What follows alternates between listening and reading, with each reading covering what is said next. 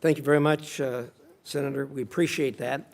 Today, the committee will consider the nomination of Melinda Hildebrand to be U.S. Ambassador to the Republic of Costa Rica, Bill Bossie to be U.S. Ambassador to the Republic of Tunisia, Todd Wilcox to be an Assistant Secretary of State for Diplomatic Security, Dan Nigre to be U.S. Representative on the Economic and Social Council of the United Nations, and Riley Barnes to be Assistant Secretary of the State for Democracy, Human Rights, and Labor. Important positions. So with that, I would like to make a few remarks, and I'll yield to Senator, the ranking member, for some remarks of her own.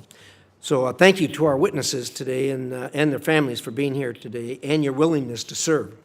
I'm very glad that the Senate is back in session and we can resume our important work to pass President Trump's nominees as quickly as possible to get you in post as quickly as possible. As you know, Ms. Hildebrand, Costa Rica is an important U.S. ally in addressing shared security concerns and counter-narcotics efforts in our hemisphere.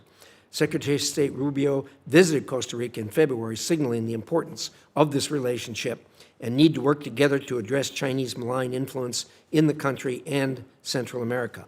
As a business leader and philanthropist, you have the acumen to ensure that Costa Rica remains a strong partner of the United States, and I look forward to hearing your plans to do so. Mr. Negria, President Trump has made clear that it's time for reform at the UN. Indeed, it's past time, and you will help lead the charge. You have a background in international organizations and financial institutions. This skill set will surely help you cut through the bureaucracy at the UN and work with your colleagues to provide value for the American people at the UN after our massive investments over the years, the return for which is difficult to find at times. Our representative, as our representative to the Economic and Social Council at the UN, I know you'll steer the Council away from woke ideologies and the so-called, quote, sustainable development goals, end quote, and instead advocate for reforms that enhance efficiency, eliminate un-American mandates, and prevent further waste, fraud, and abuse. We need to make the UN less of a burden to the American taxpayer and increase transparency and oversight. I look forward to your thoughts on these issues and your plans to reform the UN Economic and Social Council. Mr. Bossie, as Ambassador to Tunisia, you will witness the growing pains of a fragile democracy and hold a seat of influence representing the voice and values of the United States in Tunis. Tunisia is strategically located along the Mediterranean Sea and plays an increasingly important role in counterterrorism, immigration control, and freedom of navigation for international trade and commerce. While President Kais Saied once enjoyed overwhelming domestic support, Tunisians have recently taken to the streets to exercise their rights to free speech and protest. Amid this turbulence, we need to promote stability in the region to protect American interests. To this end, I introduced legislation last Congress to safeguard Tunisia's democratic institutions and checks and balances in the country. Stability is key, and I look forward to hearing your plans to work with the Tunisian government during this time of upheaval. Mr. Wilcox, as Assistant Secretary for Diplomatic Security, you will manage the officers who keep our posts abroad secure and allow our diplomats to advance America's interests abroad. As I've said from this dais dozens of times, we need our people in the field, not sitting behind desks. We need a Bureau of Diplomatic Security with an expeditionary mindset and a can-do spirit to accomplish this.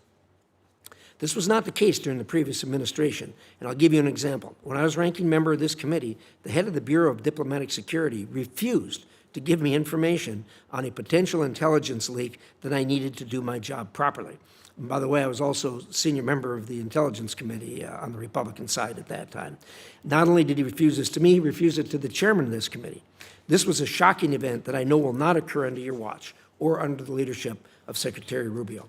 I look forward to hearing about how you will keep our diplomats safe and Congress informed during your time in office.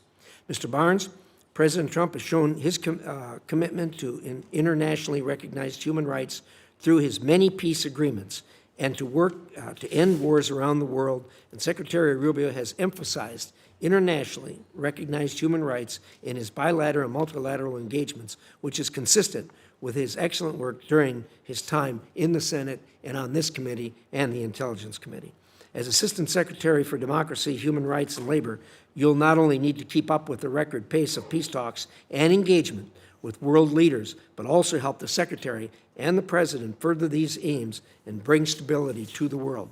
The United States has always been a leader in promoting and protecting internationally recognized human rights, and I look forward to learning how you will expand on this work. Thank you again to all of our witnesses for being with us today. I look forward to our conversations today and to getting you confirmed and to get to work as quickly as possible. With that, Senator Shaheen.